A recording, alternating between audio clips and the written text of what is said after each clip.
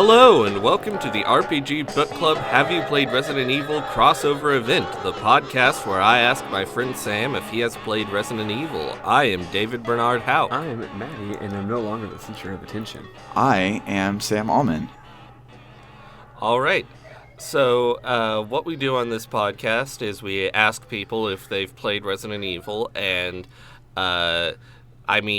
I've been asking Maddy for about 6 or 7 episodes now, and she's always said yes, so I figure you're going to say yes. Have you played Resident Evil, Sam? I tried, but I'm both scared and bad, so I stopped. But it's so good. Yeah. It's so good. It's such a good game. You should play. You know what my personal hot take is? You should play Resident Evil. Okay, I think I'll play Resident Evil. No, I plan on going back eventually, just with like a better brain about it, because I just I didn't know what I was getting into, and right. I was like, oh, let's have a scary fun time, but no, it's a scary stress time. And it's a very stressful game. It's very, very stressful. Yeah. I will give you 2 tips. 1, don't play on hard mode. Yeah. I play on hard mode and I fucking loved it, but that's because it turns out it's my kind of game. You should play on normal mode. It's got plenty of fun, tense challenge on normal mode. And also, FYI, it kind of gets easier as you go. Okay. Yeah, There's an initial learning curve, and once you feel like you kind of got the deal. When I played on hard mode, I actually had to restart the game after an hour and a half of playtime because I was so fucked. I had no resources. I was in a jam. After I restarted, it was still difficult. I had to use my brain, but I had a handle on it. You know what I mean? I had a pretty good handle on it the entire game. So I feel like with normal mode, once you get past a certain point in the game, you're just like, I got this. Okay. Yeah. And then it's not as scary. Yeah. I think you do get. You get better at it as you go along, and also you get more guns and Lots better more guns. Okay. Lots more guns, lots better guns. And also, any successes accumulate, because if you start doing good, then you start doing more good, because you accumulate herbs and stuff, you know? Also, second tip. You were saying how, Resi 1, you also weren't 100% jiving with it, so you may not actually want to play it. But you couldn't play Resi 4 because it's too violent for a child to be in the room. Well, I agree with that. However, if the child is not in the room, you could just jump to Resi 4 because you will fucking love that game. Yeah, that's what I was. It's fucking incredible. Thinking I might because on the Wii U you can make folders, and you also have 7 screens. I was going to put a folder on the middle screens, not all the way to one side, and just put all of my grown-up games there, so that she'd be less likely to just stumble upon them when she's looking for Mario or whatever. All of your hentai VNs. Yeah. No, those are all on the Vita. So, Maddy, you mentioned Resident Evil 4. Have you played Resident Evil 4? I have played some of Resident Evil 4. Well, It is one of the best action games that there's ever been. yes, it is. That's not a hot take. It's not a hot take at all.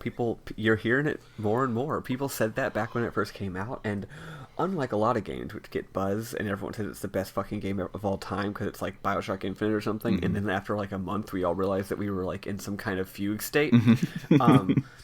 People have not stopped saying that about Resi 4. People love it today just as much as they did when it first came out, and I see why. It's stands the test of time.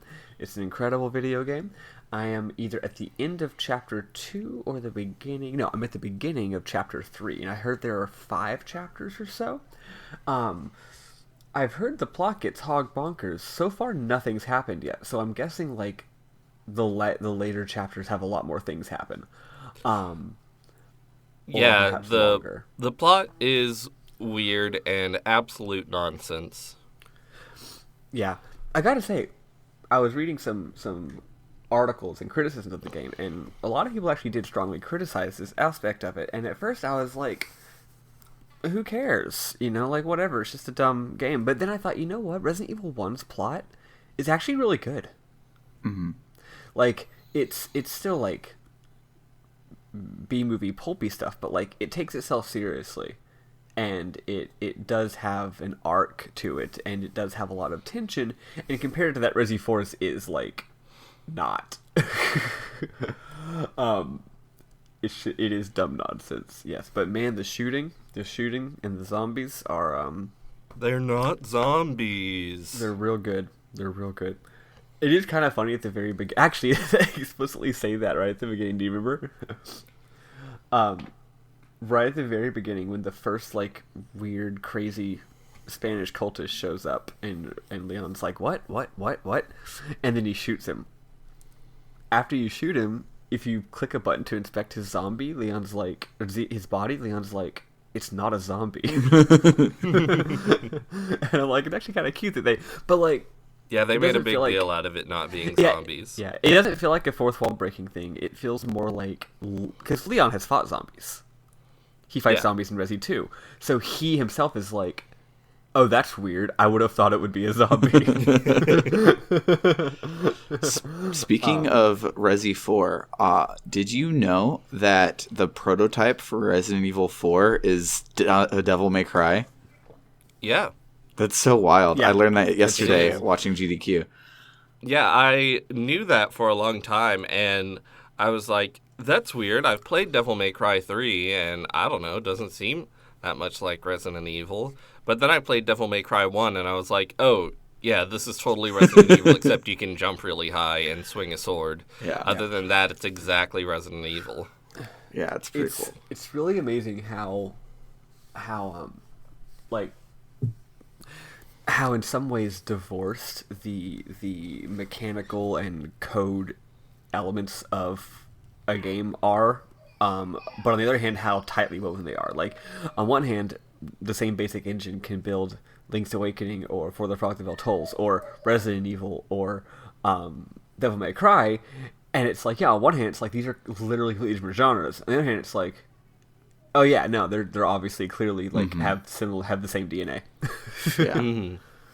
But then you have weird things like Ocarina of Time and Super Mario 64 are in the same engine, and that just doesn't make sense to me.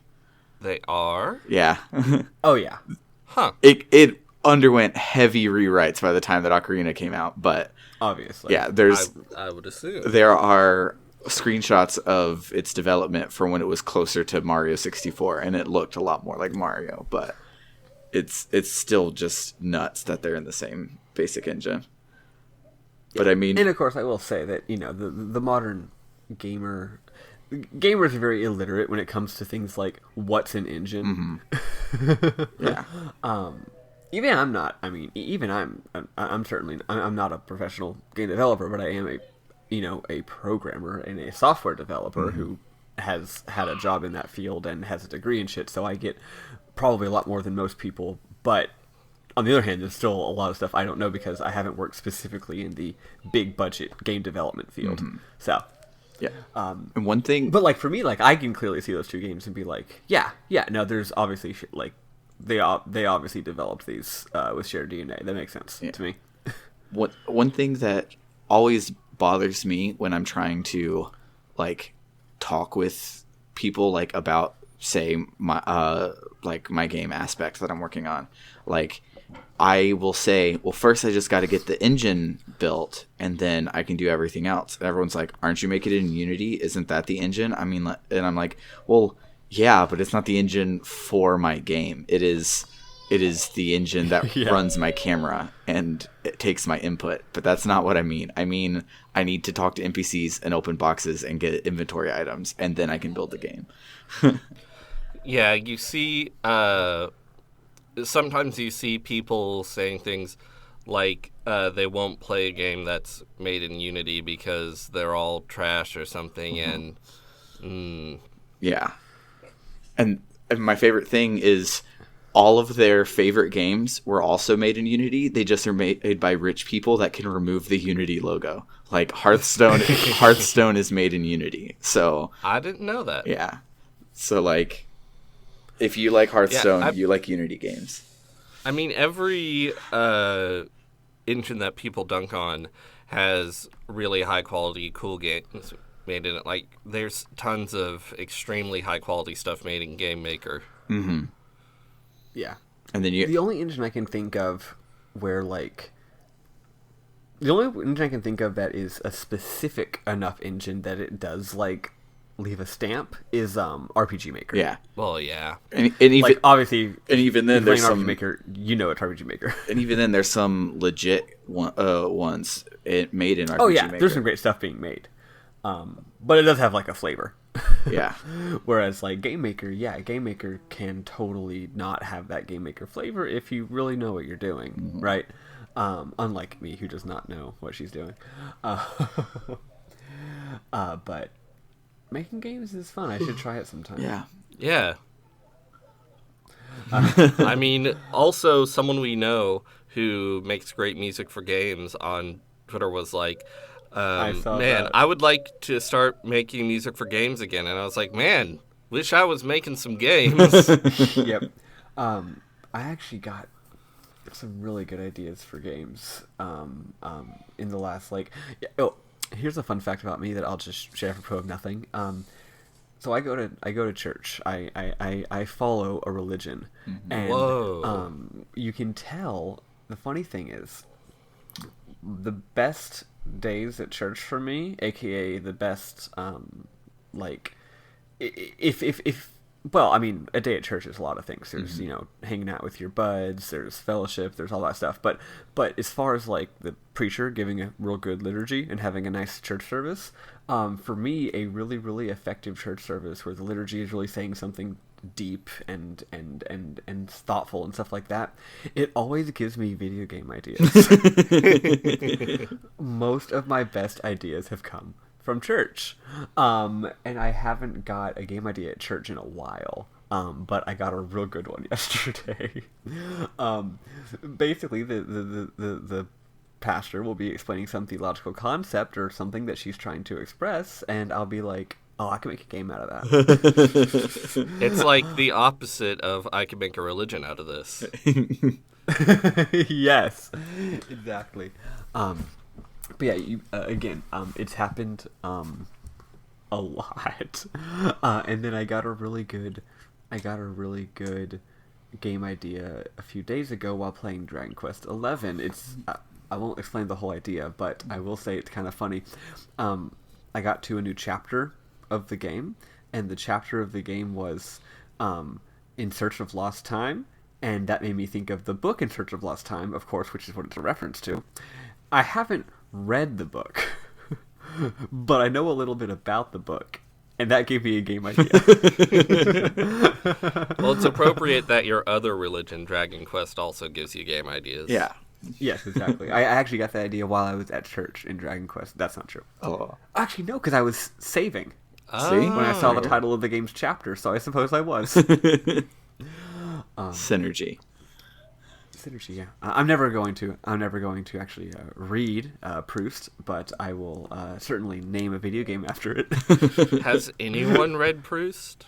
I don't know. I've honestly, from what I've heard about that book, I bet I would love it. I bet it owns. Yeah, it probably does. I hear it's gay. A lot of old-ass, million pages long classic literature sucks shit and is dumb, but some of it is outrageously good. And you're like, yeah, I see why this is famous. I have a feeling that In Search of Lost Time is the latter. Yeah. The thing is, like, the canon is a really problematic idea, and it's really dominated by white dudes, of course, and it's like we need to focus on other stuff, but the thing is, most of it is still pretty good. Mm-hmm. Yeah, I am 100% Like, it's not like it's against the idea. bad. Yeah, I'm 100% against the idea of, like, yeah, let's all just lie to ourselves and pretend these books suck. Just for the sake of, like, like, why don't we just expand the canon to be more inclusive? You don't need to be knocking people down. That's stupid. Some stuff needs to be knocked down. Nathaniel Hawthorne can suck can suck shit. We can knock him down for all I care. But who else? Joseph Conrad. Fuck Joseph Conrad. Yeah, I never read classics in high school or in college or anything because they just they didn't have enough like spandex in them, so I wasn't interested. And that probably makes me a fake reader, but whatever. I'm sure they've made a 100-issue graphic novel series of In Search of Lost Time. They have.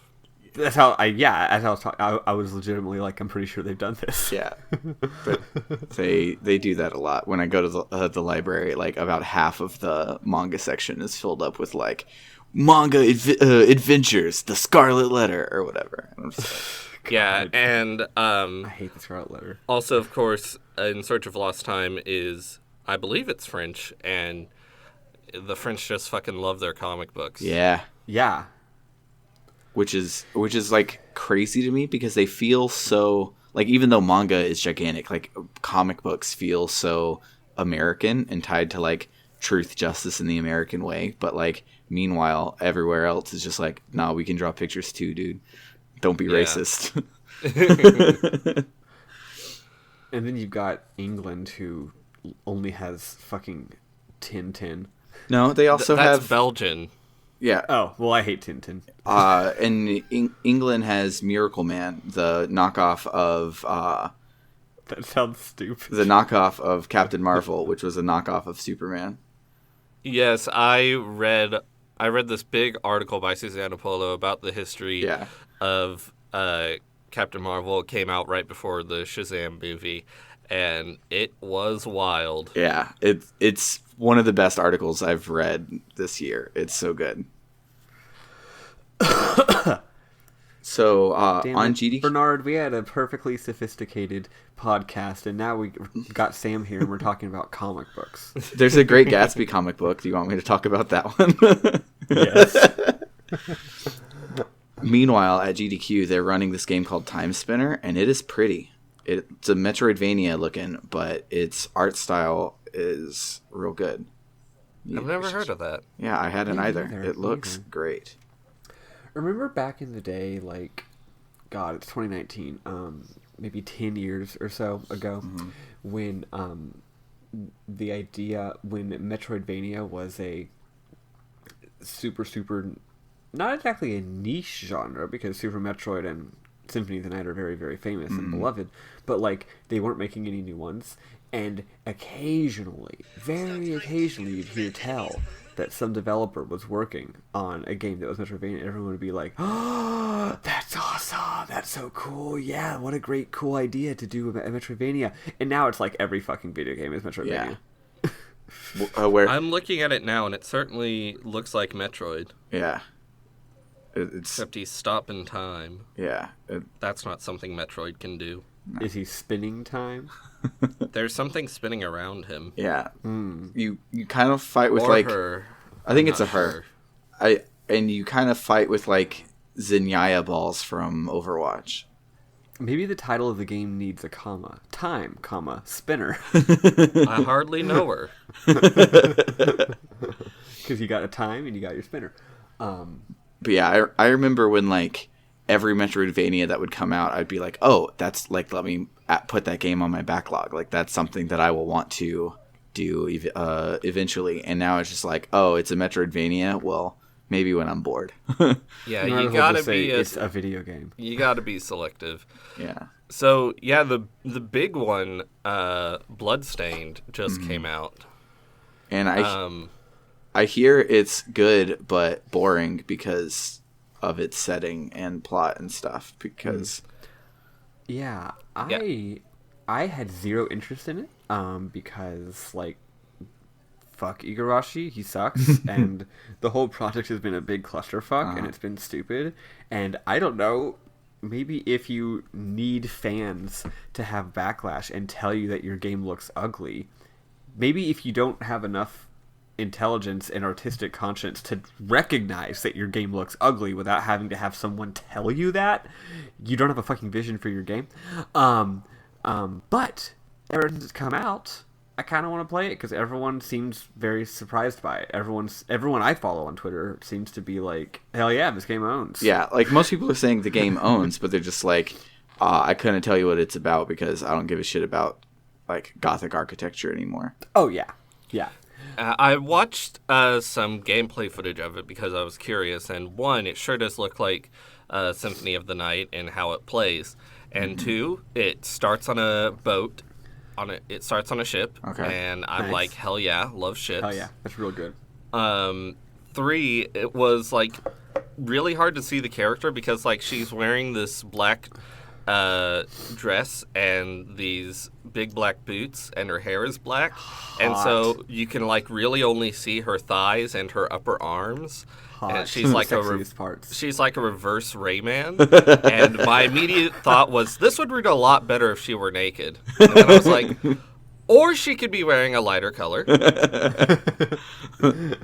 Because you got to start everything naked. but her thighs just sort of blends into the background.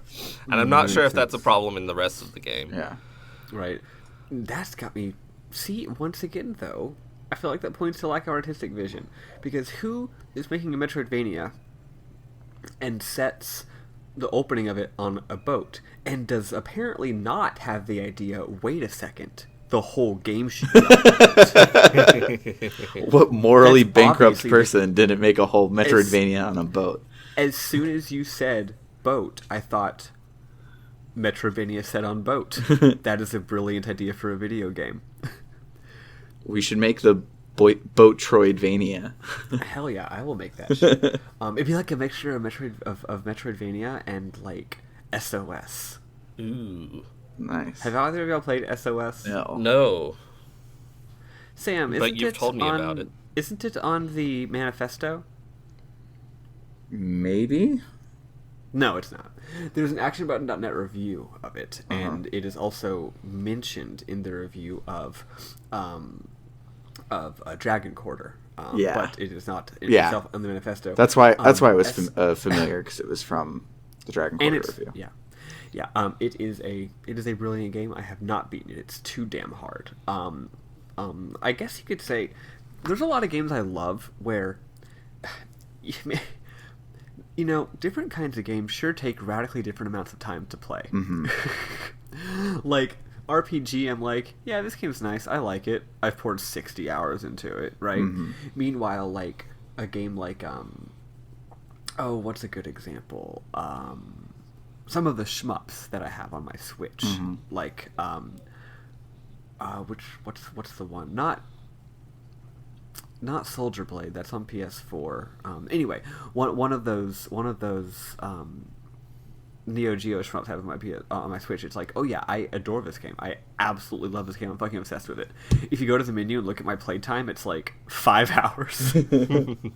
But that's because it takes like 5 or 6 or 7 minutes to play through the whole thing and get a game over because I'm bad at the game. So to me, like, yeah, I've played this game dozens upon dozens of times. Yeah, it took me 5 hours to play all those times. Anyway, SOS is the same way. I guess I've probably played it for 5 or 6 hours, but it feels like a lot. Because the game takes 1 hour to play in its entirety. Yeah. And that's maximum 1 hour to play in its entirety. Probably less than that. Yeah,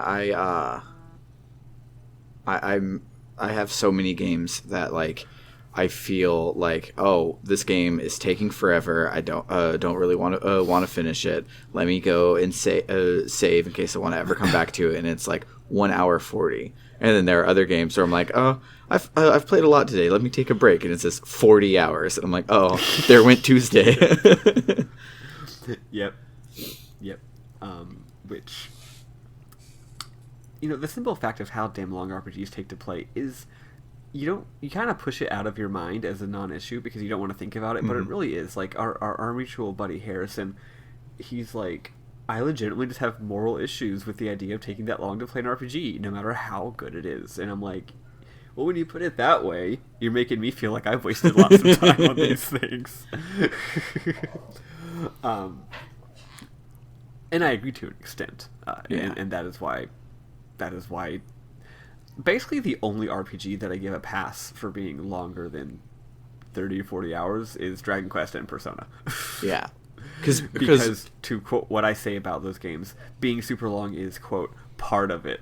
Yeah, and for Persona, at least, they like everything's still bite size while you do it. So it's like each palace is like 4 or 5 hours. Each day is like 10 minutes. Like it's all these little things. We were like, oh, it's cool. I'm just watching a television show. I'm not doing one thing that takes 100, or in my case, 200 hours. But like The Witcher, man, that's just 100 hours of doing stuff, and that's a lot. I don't want 100 hours of doing stuff, you know? Yeah. I'm going to be mad because the people that made The Witcher are making Cyberpunk, so I'm going to be doing 100 hours of stuff next year. That shit. I know. I shouldn't ever beat it. I should just play it and live in the world for a little bit and then be done. Spend $60 to play it for an hour and a half. That's the way. That is the way. That is the proper way to engage in video games. No, I will. If there is a way to, because like the problem with the Witcher 3, the main reason I didn't beat it is I couldn't just like focus on the main quest and then just explore the world after, which is how I did like Oblivion and Skyrim and stuff, and that's why I have thousands of hours in those games, because I could just do things that took 5 or 6 hours at a time. The only way that you can get experience in the Witcher 3 is to turn in quests. And your main quests are level blocked, so like they don't scale with your level. So you kind of have to be doing side quests the whole time. So it's just 100 hours of a video game. I hadn't heard about that. Yeah, I didn't realize it had that kind of structural element to it. Yeah. Most people, I figure, probably are naturally inclined to do a bunch of side quests along the way, so they wouldn't realize that that's an issue because it just dovetails with their natural play style. Yeah, and it probably isn't like clear out the zone. It's probably like do 1 or 2 side quests along the way. All I know is my main quest was trapped behind level 10, and I was level 4, and I was just like, nah, I don't want to do this. Trapped like you literally can't accept the quest, or like trapped as in you're gonna die? Oh, I was following along with the quest, and I got into a room, and the door closes behind me, and it autosaves. And if I walk forward, I get into a fight with people that kill me instantly. So Gotcha. I had to reload an older save. Huh. Yeah. Well, I don't care. I'm not going to play a Witcher. I don't I care how good it am. is. This is the hill I will die on. I might play Witcher 1, because I heard it's bad and weird. Yeah. Which is my kind of game. The Witcher 3 was was fun. I could not wrap my head around the proper way to do the fights, so I probably, if I go back and finish it, will just over level so that I don't have to worry about it, because like it feels like a Assassin's Creed / Batman / Spider-Man adjacent sort of thing, but like my reflexes from all of those games don't seem to work, so it's something else. Gotcha. Yeah. So yeah, something I'm really excited about, even though I can't participate too much, is, as you mentioned earlier, Sam, GDQs this week. Yeah. All 3 of us here are just total fucking sluts for speed runs. Yeah. And we love them. Have there been? What were some of them? Bernard, did you get to watch any of them yesterday? Yeah, I watched a few of them. Donkey Kong Country 2 was really good. Yeah. Gosh, I am not a huge fan of Donkey Kong Country's games, but boy, the speedruns of them are always exquisite. Yeah. Yes. And they were doing all stages, so they did like the Lost World stages, I think they're called. Yeah, that I didn't even know were a thing. Shows I how wasn't much familiar with them. Shows how much I suck at that game. I've played it since I was a bonus kid. World? Yeah. Yeah. If you do all the bonus levels and get all of the coins or something, it'll unlock these last couple of worlds. Yeah, I obviously haven't played this either then. Yeah. They look hard. I am so bad at finding bonus levels in Donkey Kong games that I thought that the green and blue balloons in Donkey Kong Country 1 that give you 3 and 5 lives were fake. I had never seen them anywhere because I never found any of the hard to find secrets. I just found the blatantly obvious ones. That's funny. Yeah. Fun fact, the only Donkey Kong game I have 100%ed, and by that I mean like 103%ed or whatever, because those games are so fucking dumb, is Donkey Kong Country 3. Even though most people consider that one to be like, quote, the bad one. as a kid, I played the bejesus out of that game. Well, I say I and my older brothers together, right? But yeah, I remember the secret world of that game very well because those levels are bitchin' hard. Yeah. And we played them a lot. But eventually we did beat them. Nice. Donkey Kong Country 3 was the first game I beat all on my own. Nice. Which is weird because it's a very hard game. Yeah. Beat as in, like, 100% it, as in, like, did the bonus world, including that one with, like, the little rocket? I don't think I did the bonus world. Oh, okay. Well, still, that's still pretty cool. It's cool as hell. I'm trying to think what my first game I beat on my own was, because I don't actually remember. my brothers are assholes, and I don't know if I've told the story on the book club, so you might enjoy this. So I love Ocarina of Time. Like, it's great. Oh, the answer would be Banjo-Tooie. That would be the first one I beat all on my own. Because it's wrapped up. How are you such a baby despite being the same age as me? I don't know. But, well, it's like when I tell this Ocarina of Time story here in a second, it will all make sense when you understand my older brothers. So I love Ocarina of Time. I grew up playing the shit out of it. I have beaten it about 20 times in my whole life. But the first like 10 or 15 of those times, I would get to the fire temple, save at the fire temple, and my older brother Bolivar, who also loved that game, was like, "Oh fuck yeah, the fire temple! I love it!" and play it and beat it and save. And so I never played the fire temple until like college. Oh my gosh. Well, to be fair, someone should have told you about this. You weren't missing much. Fire Temple is the worst one. It's not good. I don't know why it's his fucking favorite. It's not even bad. It's just completely nondescript. Yeah. I couldn't tell you anything about either Fire Temple. Yeah. Which like the best thing about the fire temple is when you first roll up and Darunia is just like, "Hey, I'm going to go punch this dragon. Go and find the thing." And then at the end, when you come back and you fight the dragon, everything else in the middle is just Zelda dungeon. Which is a shame because it's like I love me a good lava level. Mm-hmm. Anyway, hold on, back up. Okay. You buried the lead here. What is your brother's name? Bolivar. Oliver with a B. It's a family name. Thankfully, I was. That sure is a name I've never heard of in my life. Then you haven't been to most parts of Texas because the Bolivar Peninsula is down there. And Texas has a peninsula? it has a bunch of peninsulas. They're just small. Yeah, you don't. That part's a joke. Huh. But yeah. But you just have like a regular name, like Sam. Yeah, I'm glad I wasn't the oldest. How odd. I want to know what's the worst part. His middle name is Earl, the other family name. So, like, I'm surprised he's married. Bolivar Earl. Also, that's not a good, like, combination of names either. Nope. I thought you were going to say his middle name was, like, Schmoliver. Bolivar Schmoliver.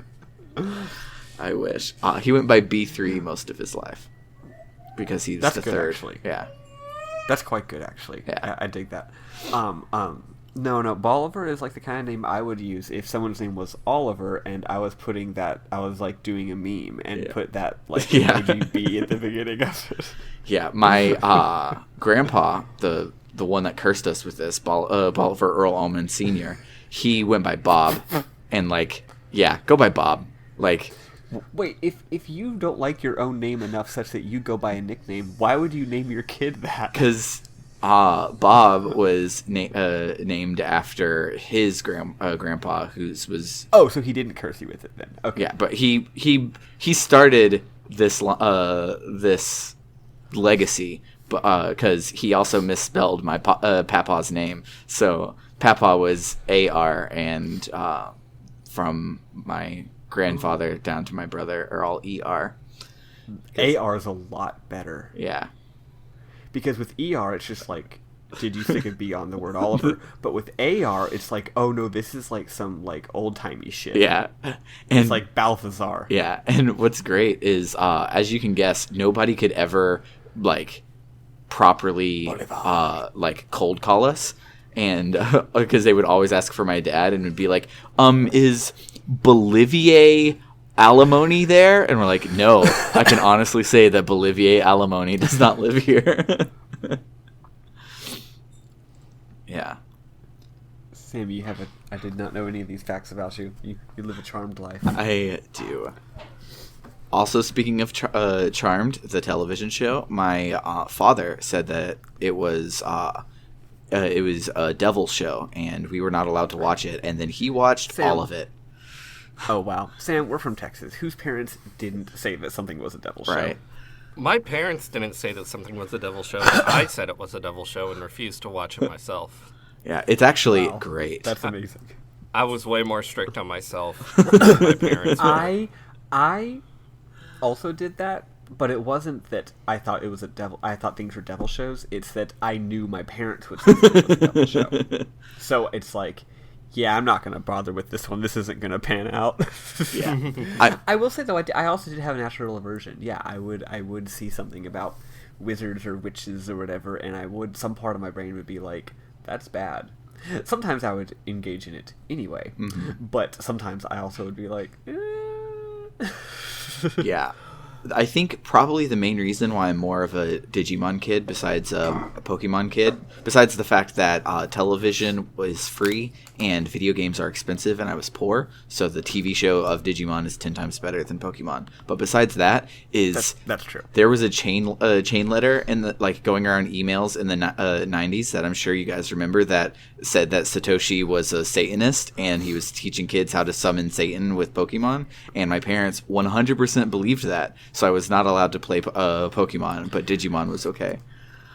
I should ask my parents, because I actually don't know if they and their community got their dumb ideas from a chain email. I guess they probably did, because that's where old people get their dumb ideas. And if it wasn't from the email, it was maybe from Sister Margaret, who they really trusted, who got it from an email. So I know that in my community, there was certainly the great Pokemon schism of 1998 or whatever the fuck. I remember at one point my dad just walked up to my brothers who were playing with their Pokemon cards and very seriously was like, let me see those. And they gave them to him, and I think he took all the Pokemon cards and went into his room, and then a while later he came out and he gave them back the cards and he was just like, you can resume playing Pokemon cards.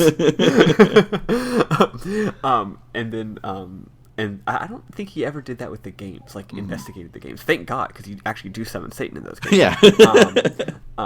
But anyway, I remember him getting in an argument in a movie theater after watching Pokemon the first movie with a fellow community member about Pokemon. So my dad was actually the Pokemon defender. Nice. And by defender, it's probably I don't get what this is, but my kids sure like it, and it seems fine. Yeah.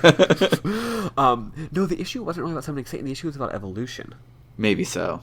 Maybe it's different in your community than in my community, but in my community, it was that it was promoting the theory of evolution. Because that's how evolution works, is that one day you're a Charmander, and then suddenly you're a Charizard. See, my dad probably looked at it and was like, this is just some dumb shit. This isn't evolution. And it was like, I obviously don't care.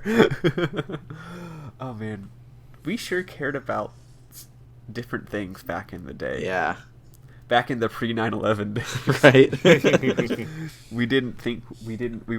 After 9/11, everyone was too busy being racist and insane to care about witchcraft. Yeah. I mean, I'm sure a lot of people managed to make time for both. Yeah. Never underestimate the hate in people's hearts. Now I'm imagining the kid who's has the same story as all of us about how their parents were so ridiculous and didn't let them play Pokemon because it was about summoning Satan. And how dare they? My parents are so ridiculous. Except actually the game they were playing was Shin Megami Tensei. And it's like, yeah, that's fair. Well, that would have to be a Japanese kid, so... That's my favorite thing... Well, maybe it's some, Japanese American or something. Their parents are, crazy, Texas Southern Protestant conservatives, but they also, speak fluent Japanese. So they have import games. So my favorite thing that exists is so Dragon Quest V was the first Pokemon game, and then Shin Megami Tensei was the second Pokemon game. Well, No, Shin Megami Tensei predates Dragon Yeah, it Quest predates V. it. oh well. Yeah, quite a bit. Maddie, then you lied on the podcast because you said that it was the first Pokemon. But No, I believe I qualified it. Okay. As so such. Anyway, yeah, those were the first two. Then Pokemon comes out, and Pokemon is so popular that Shin Megami Tensei tried to make a Pokemon game called Demi Kids, and I just that just tickles me pink that the OG is making a a fake of their copycat, which is awesome.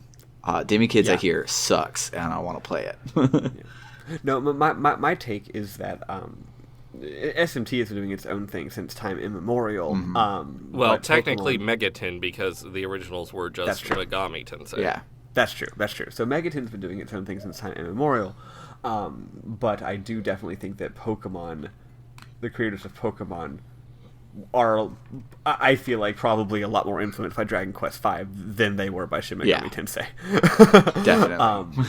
And also, if I had to guess, I would say Yuji Horii probably has no idea what Megaton is.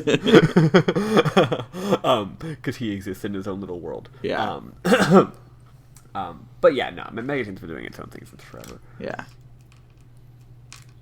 Megaton's so good. I'm surprised that it took me until this podcast to play one. I love I've Shin Megami played a Tensei. number. I'd love to play one someday. Yeah. They're so good. Everyone needs to play Nocturne.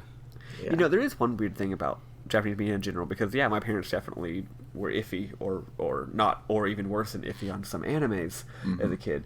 And the issue is that the word demon doesn't mean the same thing Yeah. in Japanese or Japanese media. Like, demon doesn't mean an evil creature from hell. It just means like any spiritual being. Mm-hmm. I mean, I'm simplifying it, of course, but like, you know, Yeah. you can have like good demons and bad demons, and your buddy a demon. Like, angels in Christian mythology would fall into the category of demon. Mm-hmm. That's why in Shin Megami Tensei, all of your high-level demons are like Michael, the Archangel, and shit like that. Yeah, exactly. So it's like, wow, look at this show that's all demonic. It's about demons. It's like, well, no, it's not. It's not the same thing. Yeah. They're more like monsters. Pokemon, Pokédim, pocket demons, Digi-demons. Digi-demons. They could have called it that, and it would have essentially been the same thing. Right now, I should make Digi-demons. Just make my own Digimon game and just call it Digi-demons. In case anyone didn't think you were just ripping off of Digimon and Shin Megami Tensei. Yeah. Digital Demon Saga. What if instead of calling them demons or devils, they were just called Satans? Satans. Oh my god. I would play that game. Calls were out in force this morning. Yeah, I would definitely like the more. Oops, too many Satans. All Satans, all the time. Yeah, that's the appropriate number of Satans is all of them. I guess it's kind of like that. What language is that weird Pokemon Crystal? Vietnamese, Is I it believe. Vietnamese? Yeah, what do they call Pokemon? Elves. Elves. ELF apostrophe S. I love that. They're all elves. That's so good. It's extremely good. I fucking love it. Okay. Yeah, it was like translated into Vietnamese, then back into English Yeah. for some reason. Yeah, I always forget that exists, and I always think it'd be fun to actually play it. Then I remember that A, it would take a very long time because it's an actual full-length Pokemon game. It wouldn't just be a dumb joke. And second of all, I forget that it exists. And then people post screenshots of it like once a year or so on Twitter, and I'm like, ah, man, this shit rules. So And speaking of Pokemon things that happen every year or so on Twitter, Pokefusions have been making the rounds again, and I always love when Pokefusions make the rounds. yeah, I love so good. I love especially when artists take it as like a prompt and then like go ham on it because it like elevates it. Like just people sharing like just their sprites is like, okay, yeah, you just push some sprites together. But then somebody's like, no, this is what a Garbodor Pikachu looks like, and I'm like, fuck yeah. Garbikachu. Yeah. Give one me of my that trash mouse. One of my friends sent me a picture of a mix of a Mr. Mime and a Voltorb, and it was called Mr. Orb. And I shuddered because of the word. Yeah, I shuddered because of the word orb, and I cannot stand GDQ memes. I know. What was the thing that they kept saying orb about? What started the orb meme? Some game with orbs in it. I wasn't there for the beginning. Yeah. But, I mean, even worse than that was Kaboom. Yeah. I don't remember that either. I don't remember Kaboom. It was mainly during the Wind Waker run because there's the guy who goes kaboom. Oh, sploosh. yeah. And people just kept shouting it constantly. And every single donation read had it in it. And the I remember that reader now. was reading them very enthusiastically, and Actually- every time she read it, everybody else would do it, and I just couldn't take it. See, I must have tuned in at the wrong time, because by the time I tuned into the Wind Waker run, they had all stopped doing Kaboom and were now doing Pausa. Yeah. Mm-hmm. Yeah. I remember the pause. That run is phenomenal. Oh, it's so actually. good, man. Yes, it was. I was so excited for it, and then I just could not watch it. Yeah. Mario Maker's happening on Friday. Oh yes, I'm so excited for Mario Maker. I love it. I'm not going to be playing it on Friday, but I will probably be playing it on Saturday. Well, actually, my life is in shambles right now. Hopefully, I'll be playing it by Monday. Yeah. So I am jealous of everyone's going to be playing Mario Maker 2. So I got Mario Maker 1, and it makes you wait real world time to be able to do things, and that's It's weird. That's bad. I forgot about that. Yeah, It's weird. It's dumb. that's real bad. Nintendo sure is weird. And so, like, I was going to go in and, like, make some things, but literally when you start, you only get floor and solid blocks and bricks and item blocks, and you don't even get fire flowers. You just get mushrooms, and then you get enemies, and that's it. Like, you can't make a game with that. I mean, you can make a shitty game with it. I know. So I made a shitty game with it. Good. I did one that looks like it's a horizontal stage, but it's a vertical stage. And so you get to a part and you're like, how the fuck do I do this? But if you jump on top of a thing, you can tell that, oh, I'm supposed to go up. So that's the most I could think to do with that limited tool set. My favorite level that I made actually was a sort of similar thing. My favorite level that I made was themed after climbing up a mountain. The problem is that you can't actually do vertically, like, super tall oriented stages at all. It's not a thing supported. Yeah. So I took the horizontal stage, made it as wide as possible, and basically made the stage like into a series of individual screens where every time you enter the screen from the bottom through a pipe and exit the screen through the top from a pipe, and then you go to the next screen and you come from the bottom of the pipe, so it looks like you're going up and up and up and up and up, but of course you're actually progressing horizontally through the stage. It took a lot of work because I had to make it I actually had to make it where you couldn't see the other sections ever. So I had to put them far enough apart that you couldn't see them. Also, since you're climbing up a mountain, I would have to paint in the mountain blocks far enough so that your camera wouldn't see it suddenly stop and break the illusion.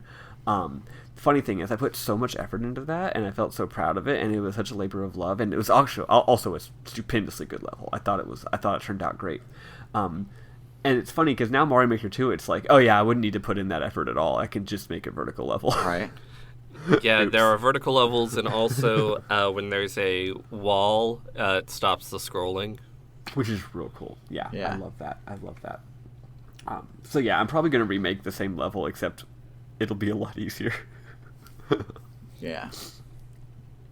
I really am excited to play people's Mario Maker 2 levels in about 3 years when I can afford to finally get it. Like me right now with Mario Maker 1. Yeah. I'm so glad that I bought a Switch back when it first was on sale because at that time in my life I had enough money to buy a Switch. Yeah. But now I don't. But I already have one. Yeah. Which is really nice. I'm really Love glad to that I have have a this Switch. thing. Honestly, so the prices pretty much haven't gone down at all because it's Nintendo. But used prices pretty much also haven't gone down at all. So there have been a few times this last year where I was so tight on money where I was like, the only thing I have of value is my Nintendo Switch. Like, if I needed an extra $300, I could sell my Switch and all my games, and I would like cry a river of tears if I had to do that. And I never had to, thank goodness. But I came very close on many occasions. Yeah, I to like squeeze out rent a couple of times. I basically have like my systems in like 6 PS4 games, and that's all I have physical. But I never sold any of my systems, and I'm glad because now I hacked all of them, and so now I have all of the video games again. Yeah. The problem is the game consoles don't actually sell for nearly enough money to justify the emotional value of them. Yeah. Well, actually, I would sell them. The PS4 is an OG PS4, and it's pretty old, so it just wouldn't sell for that much. Yeah. All my old consoles, though, like my NES, my Saturn, like, yeah, I could sell them, but I get like $50 for it, which is not going to actually put a dent in Your rent. stuff, yeah. And I'm going to be very sad, so it's like not actually worth bothering. Especially because like that's my 360. So like, yeah, the only reason that 360 is around is in case one day I'm like, you know what, let's play some Jet Set Radio today, because every other game that I care about has been ported to a newer system that I have. But Yeah.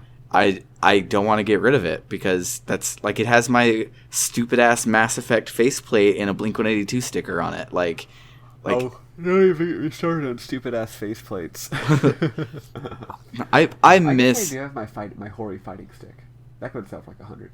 Yeah, but it's like I don't want to get rid of my 360. That's like the only one of my systems that I still have after the hurricane. Like everything else, I'd put in a box because surely it would be fine, and it was not fine. Yeah.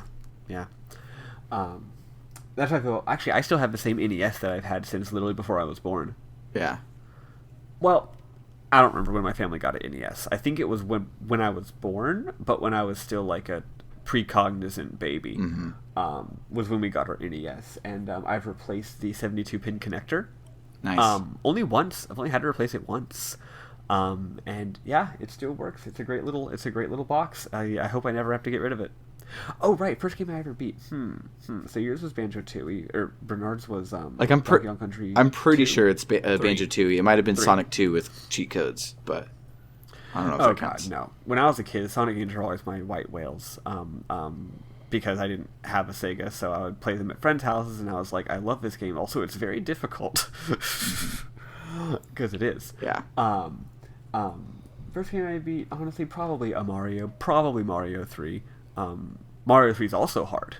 Yeah. I have a lot of memories of not being able to beat it as a kid, but I also know that at some point I did beat it, so that's probably the first game I ever beat.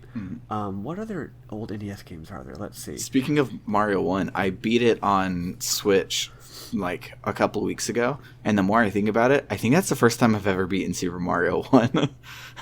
Most people haven't. It's a beautiful game. It's a wonderful game, and it's worth beating. Yeah, I think I would use all of the warp pipes and everything, but get to 8-2, which is the one that has like 2 Lakudus at once and all of the other bullshit on it, and I just want to get past that. So Did you beat it without any kind of saves coming? Oh no, I 100% save scum. Oh, never mind. Because I was No, because like well, getting here's- back to that point is trivial. It just would take time, and so it's like Well, no. See, that's why you're having trouble. The way that you beat Mario 1 is you don't use pipes, and you know why? because then you'll be prepared for it. Yes. You'll accumulate lives. Yeah. First time I ever beat it was like, no, World 8 is so stupid hard that when you get there you need to have like 12 lives. Yeah.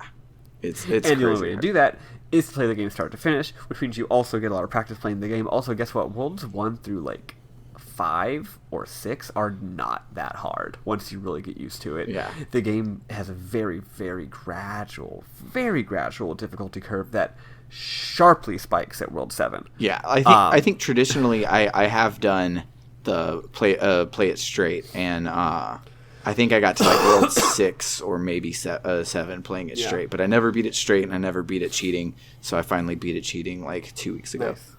Yeah, I did it for the first time in college. And I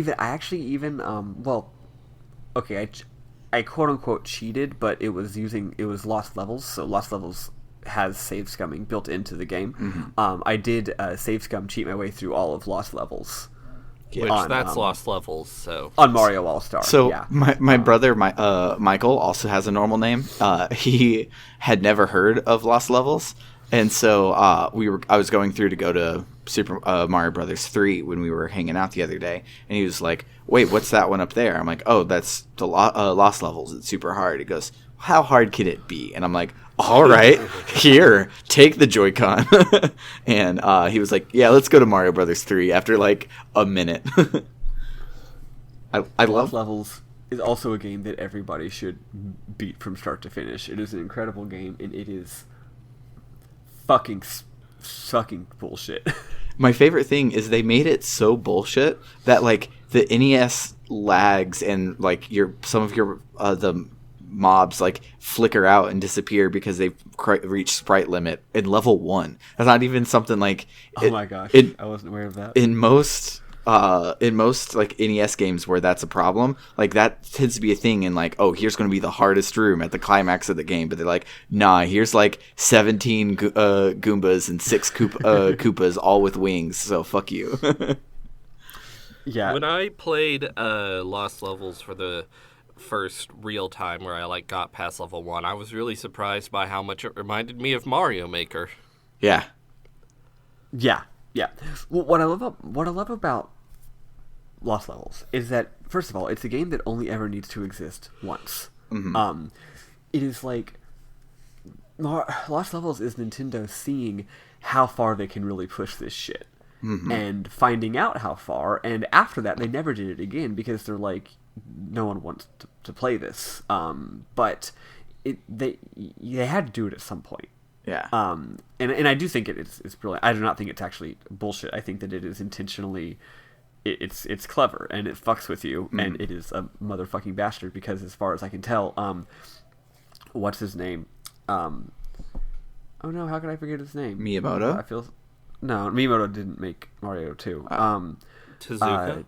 Tezuka, yeah, Okay. Tezuka was the director of it. Tezuka is a motherfucker who cannot be trusted to make games. And I mean that as the highest compliment.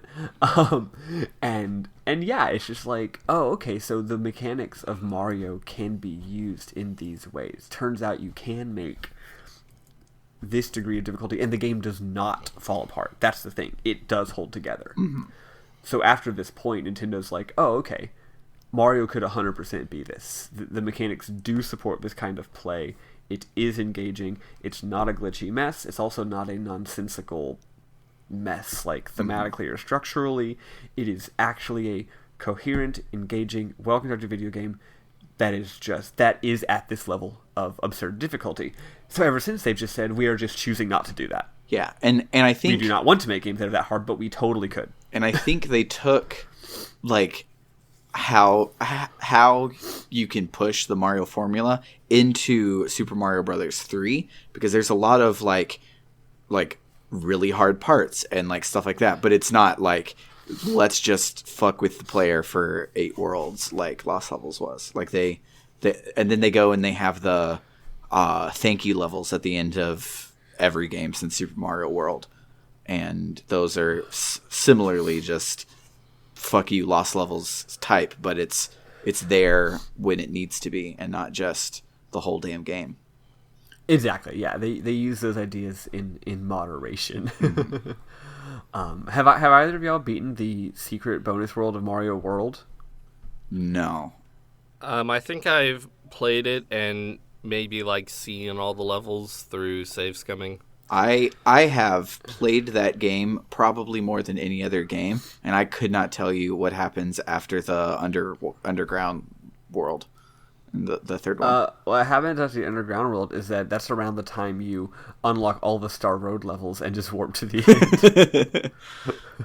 But yeah, I think after the underground is the forest, but No, actually, it's the Cheese Bridge, which is the best world in the game. Yeah, the bridge zone, all levels are bridges. You got all the levels with the tracks where platforms go on tracks, which is the best thing in Mario games. Yeah, I couldn't tell you. I need to go back I just did with Mario 1 and one day actually beat Mario World. I know, now that I think about it, I know I 100%ed Mario World, so I suppose I have done all the Star Road levels. Yeah. The Star Road levels are fantastic. I don't super duper love Mario World, but every one of those levels is amazing. The very first one I think is a forest level, and I fell in love with that level. I would speedrun that level basically. Before I really knew what speedrunning was. What happened is the level's very hard. So by the time I actually beat the level, I was basically speedrunning the first 2/3 of it. Yeah. Because I'd played those parts so many times, I just knew perfectly how to zoom through them and make these super tiny pixel perfect jumps where I hit an enemy where if I was one pixel, an enemy is in midair and I'm also in midair, and if I was one pixel lower, I would hit it and die. But since I'm one pixel higher, I bounce off of it. You know what I mean? Mm-hmm. Super, super, super fine timing and spacing for 2/3 of the level, and that just naturally happened because I played the level so many times trying to beat it. Yeah. It's great. It's great. It's great. Are there any Mario World runs this time around? Probably. There usually are, but I haven't checked. SGDQ. Let me bring it up. There was a Mario 2 run, which was fantastic. There's Sunshine. Mario 2 as in Doki Doki Panic Mario 2? Yep. God, what a beautiful video game. There's a Super Mario World blind relay race. Yeah. What does blind mean? No, y'all. I think it's though I don't know. I was looking at all those people on it. It could be blindfolded, but it could also be a a Kaizo hack or something. Yeah, I'm guessing, but they They always blind. have the title of the Kaizo hack. Because there's also Grand Poo World being played by Mitch. I'm curious as to what this is. Absolutely. Also, I realized I missed Blaster Master this morning. There's also a 96 exit run later in the week. In my mind, that sounds like a dumb bullshit idea, but maybe it's awesome. What, 96 exit? Yeah. That's just the 100% category. It's just an hour and a half of kick-ass Mario action. It's the hot category. Oh, okay. But I just mean it does require replaying. Well, it just requires playing levels multiple times and stuff, which is weird. Yeah, but it's because Ace was found for Mario World, so Mario World any percent runs suck because they take 3 seconds, and so you have 0 exit, which is Ace. You have 11 exit, which is Star Road, I think, and then 24 exit, which is the classic any percent. But then 96 exit is where all the fun is. Yeah. It's probably awesome to speedrun. As far as a regular game, the thing about Mario World is it's actually got a lot of stinkers. Yeah. It's got a lot of levels that are kind of boring. My but favorite. I'm sure if they're speedrunning, they'd be less boring. My favorite thing for Super Mario World is it looks like a Super NES game, but it was made like an NES game because you feel like all of the worlds are so different and so vast and everything, but there are 2 different backgrounds that they just palette swap and only one ground for the entire game that's just palette swapped, and all of these things that doesn't even feel like it because they're good palettes. Thus starting the classic infuriating Mario tradition of world themes basically just being the world map. Yeah. Mario games do a very bad job of sticking to the goddamn theme. Yeah. And it's actually stupid. Yeah. If I remember correctly, in the best Mario game, Super Mario 3D World, there is a Plessy level in the ice world, which doesn't make sense. You don't have a water world. 3D World has like, you get to Bowser's Castle and there's like levels that don't have lava in them. Yeah.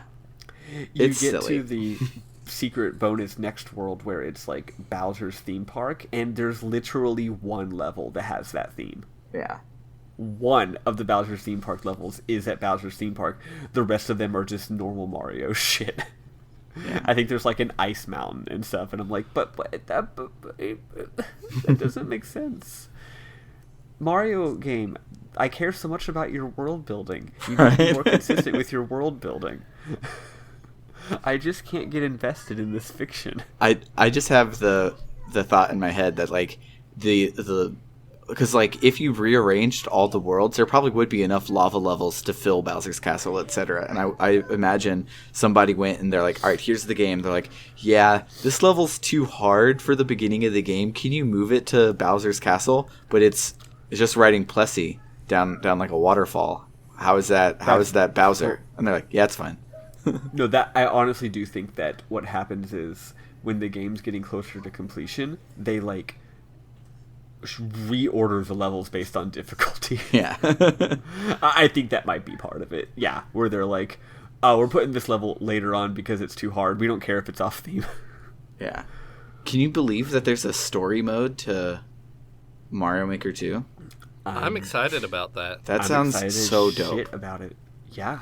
Yeah. I hope that the levels are like good and not just weird like tutorials showing you what you can do with the items. I hope they're like actually legit good levels. Yeah, I have a feeling that it'll be like they will allow some Mario Maker bullshit to show the tutorial part of it, but they will also be good because these are the people that made Super Luigi U, for crying out loud. Yeah. Mm-hmm. Here's what... Man, I wish they'd make a new Super Mario Brothers, because those games got good. They should definitely change the name if they do, though. I'm tired of New Super Mario Brothers. It is an incomprehensible order of games that happened. Like, it's just... Like, I still can't wrap my head around which ones are remakes and which ones are ports and which ones are new games. Yeah, it's dumb as hell. Here's what Mario Maker needs. It needs a series of tutorials, and levels could be good, but also like actual maybe like videos made by Nintendo, where Takashi Tezuka and other people explain to the frothing hordes of morons who make up the Mario Maker community and teach them how to make good levels. Not bullshit levels, actual regular good levels, and then say, now you try it. I would love... I say that as someone who has made her fair share of bullshit levels. I would love if like the first when you go to upload, it's like, does your level play itself? Is your level a Kaizo level? If so, you can't upload it. Just tell it to your friends. Send them the QR code. You can't actually put it online. Yeah, or like, is your level just like the kind of level where if you're playing 100 Mario Run, you're doing maybe you're me. You're pretty good at Mario. You're doing pretty good. You're accumulating lives in a lot of these levels, so you've gotten more lives than you started with, and then you get to like level 67, and it's just the biggest horseshit imaginable, and you blow 100 lives on it. Yeah. I was watching a video on somebody that was trying to make a truly impossible Mario Maker level, and the only way you can do it is they patched out a glitch at one point. So if you make the level before you patch it, and play the level to verify it, but it hasn't sent it to the system because you haven't patched, then go and patch and then send it to the system, and you build your level relying on that glitch, then you can make it undoable. And the guy was like, I did that, and then immediately stopped because like no one, like I don't want to fuck up 100 Mario runs, but yeah. Yeah, I heard about that glitch and that you could do that. I forget what the glitch actually does. Me too. But yeah. But Didn't Nintendo at some point start making you have to like re-verify levels? I don't know. I don't think so. I don't think so. Well, they should. They should make it where like if they do release a new update that fixes glitches and stuff, you should have to revalidate. Mm-hmm. Maybe give you a pretty generous timer, you know, Yeah. like or maybe even put a little note on the level that says, "Note, this level has not been revalidated." Yeah, that would be smart. Something like that. And then, of course, now you can actually leave like comments and stuff. Mm-hmm. And you can put notes so people can be like, "Hey, this level's horse shit." Vetoed this level. No. Well, my friend. Man, Oh, go ahead. vetoing reminded me, back in the original Mario Maker, I made a Bernie 2016 level. Never got taken down. And, You better make a Bernie 2020 level. well, what if like he drops out of the race in the next 3 days? Then I'd be real. Then I would have lost the will to live. It'll say Bernie 2020 or Warren. She's pretty cool too. Yeah. Yeah. Yes, indeed. Yeah, I liked that. That was like the first level you made, I think. That's good. Oh, good But times. what my and friend- then there was a secret area where you fight Trump. Oh yeah, He was represented by Bowser with a bunch of coins. I should definitely make. Well, we sure. Things sure were different at the time. All right. Yeah, that was funny then. That sure was a fun joke that we all joked about and didn't think would actually happen. Yep. Oh, times. But what my friend Oh, Nathan. to be young again. What my friend Nathan would do on Mario Maker is he would make levels that are just barely horseshit, but not impossible. But he would make sure he could play each part, and he had like a debug room hidden with invisible teleport blocks behind you where you start, so he could go to each part and play it and make sure, and also had one that teleported him to the very end so he could do it. So like if you ever got his level, just jump randomly behind you and you'll probably get it. So like But he himself did not have the skills to beat each part of the level in succession in one attempt, but he knows it's physically possible to do Yes. so if you're real good. That's actually a really clever way to make levels for people that are better than you Yeah. at Mario. yeah, Huh. just make sure your debug room is like much hidden. Is well hidden. Yeah. Yeah. Yeah. So people don't think like, oh, what's this block over here? And then So when I you would get- hide so many things in my levels, like so many areas. Like if you jump off the left side of this level, and you can't see the platform, but if you jump off the left side, you find this really weird area. No one ever found them, of course. I didn't like find any people like. Because you can see where people died and see any deaths over there, so I figured no one ever found them. Dude, one of the most fun things about Mario Maker is looking at where people die because it always surprises you. People manage to die anywhere in your damn levels, and you're like, how? There's not an enemy there. There's not a pit. Maybe- How did you die in that particular maybe location? timeout. Yeah, or people will just die in a pit, but it's not like they had to jump over a pit. It's like the edge of the level was a pit, and they just could have easily not fallen into it, but they did because people are stupid. Yeah. But I'm sure I left my fair share of absolutely inexplicable death tokens or whatever. Sam, if you're enjoying Mario Maker 1, you should not only check out mine and Bernard's levels if they are still uploaded, but even better, you should totally check out Harrison's levels. I They're have good. heard that they are great. They're like there are a couple that are real levels and they're very good, and it makes me upset because I try so hard on my Mario levels, and then this idiot friend of mine who's just incredible genius artist and is better than me at everything makes better Mario levels than me. But no, most of his levels are like weird, like ambient exploration levels. Nice. Love It's that shit. really cool. Like you're like one of them. Maybe the best one is like you're in a big cave, and it almost has like a Metroid feel to it. But there's like no enemies and very, very few ways to die. Like maybe you can die. Like it might be possible to fall in a little pit here and there, but the pits are there for aesthetic reasons, not for not as challenges. And you just like go around and explore and soak in the mood. It's really cool. So, because I was just thinking, because you mentioned Metroid, like, what if you legitimately made a Metroidvania Mario level, but People did shit like that. using like power-ups, but also power-ups fucking suck, and you can lose them really easy, and I don't think there's a way to make it like respawnable power-ups to fix that. I know people did Metroidvanias where like you have to get through one area to like get the fire flower, then you go back through the area and you get a different power up. Yeah, they did a lot of cool stuff with that. And then, of course, later Nintendo added, like, keys and stuff like that. I wasn't really playing the game after they added all that stuff, which is funny because, like, that opened up so many options. But it's like, I already kind of made all my levels. I already kind of shot my shot. I can't wait to see all...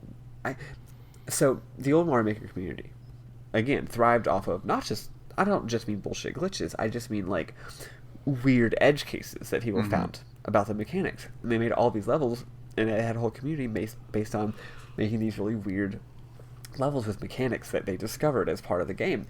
Nintendo, I think, in many ways, is probably going to be getting rid of a lot of that stuff by fixing glitches, simplifying some of the mechanics, probably getting rid of a lot of those weird edge cases, and thus making it where the community can't do cool stuff like that anymore. But what's going to happen? We're going to find new shit. The community is going to find new weird bullshit to do. A whole new world of weird bullshit that replaces the old weird bullshit, and I can't wait to see it. Yeah. It's going to be great. Because if there's one thing we know about gamers, especially, well, certain kinds of gamers, such as speedrunners or Mario Maker fans, is they will always find the weirdest possible bullshit they can do with a game. You know, specifically with speedrunners, I'm always surprised when I'm watching a run of a like 20-year-old game, and it seems like always there's a part where they're like, yeah, I'm going to try this new strat. It was found about 2 weeks ago. And I'm like, this game's been around for 20 years, and you're finding stuff 2 weeks ago? So the final... It's so cool. Crazy. The final Doom speedrun last night, they said that the first completed speedrun of it was in 2014. No, it was 2014, which is some like 19 years after it came out. Because that's wild. Yeah, that is hog bonkers. I love that. You know, now that I think about it, Sam, you know, we've had a few conversations about how my view of like games is just kind of a little unusual. I think watching so many speedruns might have been a crucial part of it. Like, when you watch speedruns, you see that, like, you start to see games as holistic objects and not as linear experiences. You know? You see, a game is both the story, like the narrative of the game, if it's a narrative game, and the level design, but it's also the code, and it's also the glitches, and it's almost like, instead of learning to interact with it, it's like fucking Dr. Manhattan. I don't know, like where you see all of time at once. You know, instead of seeing a game as a movie, you see it as like almost like a still painting, and you see this as a machine that you can pick at and interact with and experience, and as an object. And the passage of time, and again, whatever narrative is attempting to be told, is part of that singular object, but it's also just like a singular object that you engage with in whatever the hell way you feel like engaging with it, and there's so much value in that. Yeah, it's cool. It's funny, like, I don't really do much speedrunning, but I think speedrunning helped me feel that way about games. It's like, if I'm playing, like, if I'm digging into the mechanics and learning about something, that's as much a part of the game of Vagrant Story as the actual story of this man and his ass hanging out of his chaps, going on some kind of weird dumb adventure. Yeah, I will never beat that game. I'm not smart enough. Yeah, that's kind of why, like, I started the JRPG canon as well, because, like, yeah, I might not know why everyone loves character XYZ, but I know why Lufia 2 is visionary, and that's why it's going to be my next one, because, like, I had never heard anyone talk about Lufia 2, but then I played it and I realized that Lufia 2 is Wild Arms 0 and also, like, a bunch of other games, like, spiritual precursor, and... Lufia 2 is the best goddamn game on the planet. I'll beat it one day. Yeah, it's like nuts, and I definitely want to go back and play it for real. But it's like I just was like, oh, why not? I've heard Lufia 2 is good, and its GDQ submission was interesting, and then holy shit, it's actually amazing. But like, I want to go back and beat it, but if I don't, it's cool because I played it, so I know it's good. So here's a fun fact about Lufia 2. Mm-hmm. I just googled Lufia 2 speedruns. The any % no major glitches run has a world record of 3 hours 23 minutes. That's pretty good for an RPG. Pretty good. I mean, both in the sense that that's pretty long. It's a big game, and also, that's pretty good. It's not too long. That's like the sweet spot for RPG speedruns. Yeah, like, but 3 to 4. The any % run. This is strange. It's 51 seconds, which sure, it's some sort of crazy glitch, right? But here's the thing: real time is 51 seconds. In-game time is 9 minutes. What the hell? Interesting. I'm gonna have to go watch those.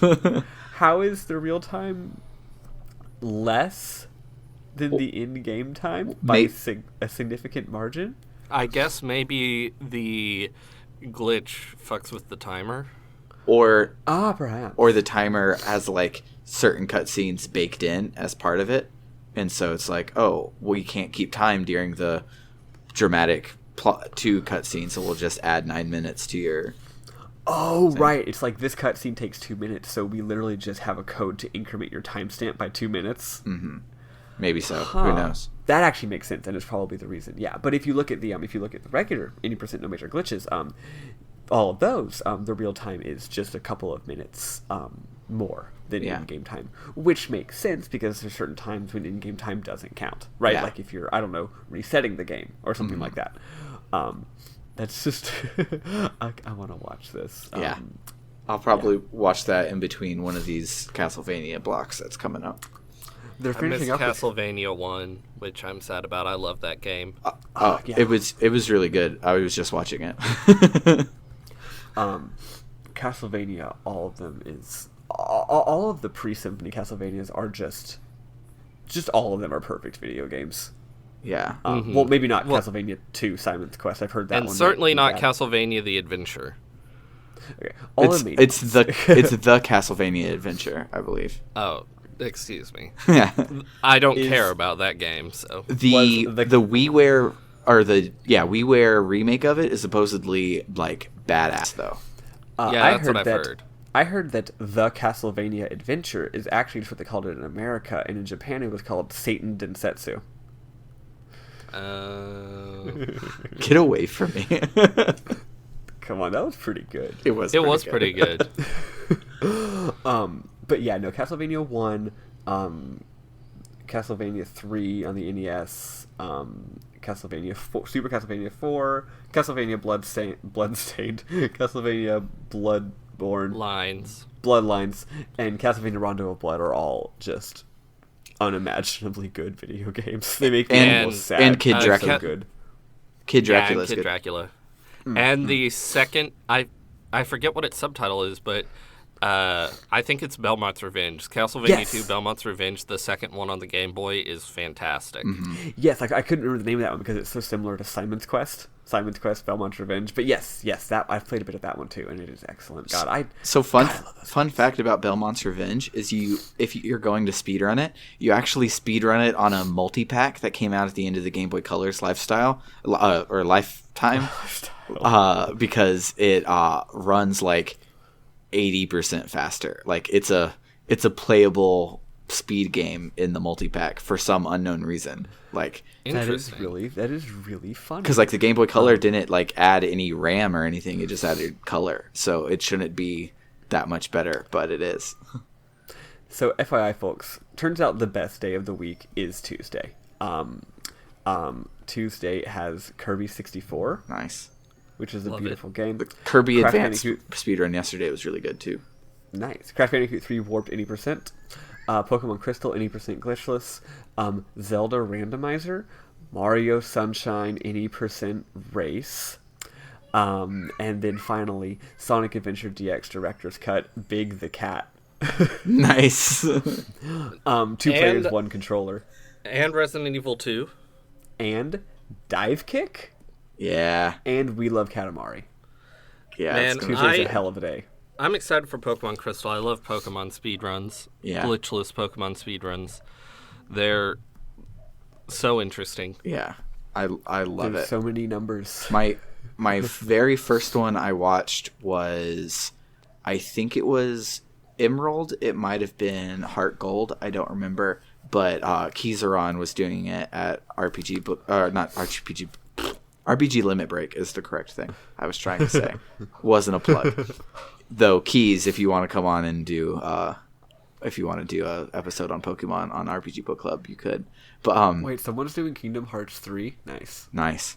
I want to watch that. But he just was like breaking it down in his beautiful, handsome, charismatic way. I'm like, oh yeah, every time you walk, you change the RNG, and for the DS games, it's based on the in-game timer. So I'm going to go and set the time, and then hopefully I can get into the game within like 65 seconds or something. And it's just like nuts and so cool. I love all the shit. When are we going to have our first speedrunner president? Which What- speedrunner would you vote for president? I would- Let's see. I was about to say, let me double check my history joke before I say it out loud. Oh, would you're vote for talking about Proto. the one that died real fast. Yeah. I'll still let you make the joke. Oh, I meant the other way around. I meant which speedrunner that exists currently would I, if they ran for president, would I vote for them? Yeah, I- William Henry Harrison. That's who I thought it was. Oh yeah, he speedran the presidency. He's definitely Yeah, absolutely. speedran the presidency. I would vote for Proto Magical Girl for president. I 100%. I think actually, my vote is SpikeVegeta. Like, I love Proto so much, but I feel Spike could actually win. Yeah, I would definitely vote for SpikeVegeta in a primary because of that thing that the Democrats always talk about, electability. Mm-hmm. Spike is like the sweetest, cuddliest, most charismatic person in the world. He would have that. He would like win the election if he was a candidate. If he ran his third party, he would win. Yeah. He would go up on the debate stage and make his goofy, dumb face, and everybody would vote for him. But no, I would also vote for I feel like Grand Pooh Bear would probably Yeah, be a good president. he's the ninja of speedrunning. Yeah, and I mean, I like Grand Pooh Bear well enough. Me too. But no, oh gosh, who's the person? Gosh darn it, I can't remember their name. They're really great. I really like them as a person. They're total sweeties. They recently they often show up in Metroid runs, racing against other Metroid people such as Oats and Goats and such. Mm-hmm. I like Oats and Goats well enough too. But who's this? What's this person's name? Well, anyway, most Metroid speedrunners are pure souls. So Speaking of pure souls, so I had my heart broken the other day, and by the other day I mean when I first found out about speedrunning, because the first thing that how you get into speedrunning, this is how you do it. You ask yourself, what the fuck is Maddy talking about on Facebook? And so you Google it, and then you find a YouTube playlist, and you see that there's a Banjo-Kazooie speedrun, and you're like, hell yeah. So you watch it, and Spivety Bobo is running Banjo-Kazooie, and he's doing such a good job, and everything is so cool, and he seems like such a sweetie, and he's explaining so many things, and things are great. So you go and you follow him on Twitch, and he just like reads porn. Like, he has a Vocaloid that reads porn instead of interacting with his chat and stuff, and I'm just like, that's weird. I don't want this. huh? Yeah. Well, if you've watched a Banjo-Kazooie speedrun, you've already gone deaf, so... I still like will die on the hill that y'all are insane. There's nothing wrong with the chord progressions in that fucking game. I'm not talking about that. I'm talking about it's a Banjo-Kazooie speedrun just from like the Kazooie sounds and stuff. It's just an absolute cacophony. Yeah. It's so. That's true. That's true. With all my dunking on the music, I underplay the fact the degree to which the entire game is an aural nightmare. Yeah, but it's great. and a visual wonder. Anyway, I think we should start wrapping this up because I threw my back out yesterday and I think I've reached the limit of sitting upright. That sucks. That sucks so bad, man. I'm so sorry. Yeah, now I was just thinking, we can talk about speedruns all day, but we talked about speedruns enough. I feel like, I'm so sorry. What is it? Okay, this is a dumb question, but what exactly does it mean to throw out one's back? Well, I Googled it because I was like, I think I just threw my back out. It just means, like, your lower back starts hurting really bad for no reason. Yeah. Basically. Huh. Did you, like, is it because, what's the cause? Is it, like, you overextended a muscle or something? It can be various things. It's not like a medical term. Oh my god. Gotcha. We need to go and donate to right now because there's a SpikeVegeta amiibo is one of the things you can win at GDQ. Dude, oh my goodness. Custom amiibos is one of those scenes that I have, I don't follow it. I've never bought a custom amiibo, but I think it's such a sweet thing. It's like, what if we all just put our heart and soul behind making statues? We already make statues, but we're making statues a very specific way. Yeah. For no particular reason. What's the base of it? Do you know? It looks like Mario, but he's kind of tall, so it might have been a Luigi. I didn't. Oh no! I mean, like if you were to put him on your Wii U console, what would it scan as? I have it muted, so I couldn't tell you. But Gotcha. I would guess it would be Mario or something because of it. It looks like the base, and they probably just plugged it up. But that's awesome. Because Sora doesn't have an amiibo yet, so wouldn't it be Kingdom Hearts? And Crash doesn't have amiibos, and those are the two things that he runs the most. Vegeta is kind of like Goku, so they should do it with the Luminary. Yeah, I'd be down. Anyway, let's get out of here. Bernard, do what you got to do with your back, man. Yeah. All right. And I will make sure that I play Resident Evil. Yeah. Okay. Yeah. Do you promise? So next time. Yeah. By the next time I'm on here, I will play Resident Evil. Yeah. Awesome. I believe you. I definitely believe you. All right. I will probably have played a Resident Evil at least. I might play Revelations on my 3DS. You should do the classic Sam thing and play like the most obscure possible spin-off instead of an actual game, and like it's good or it sucks. I'll play Resident Evil Gaiden for the Game Boy Color, and I'll tell you how it is. Exactly. Sounds good. Exactly. Do it. All right. Bye, Sam. Bye, Bernard. Bye, Bernard's back. And bye, everybody. Bye. Goodbye. I'm going to go lay down.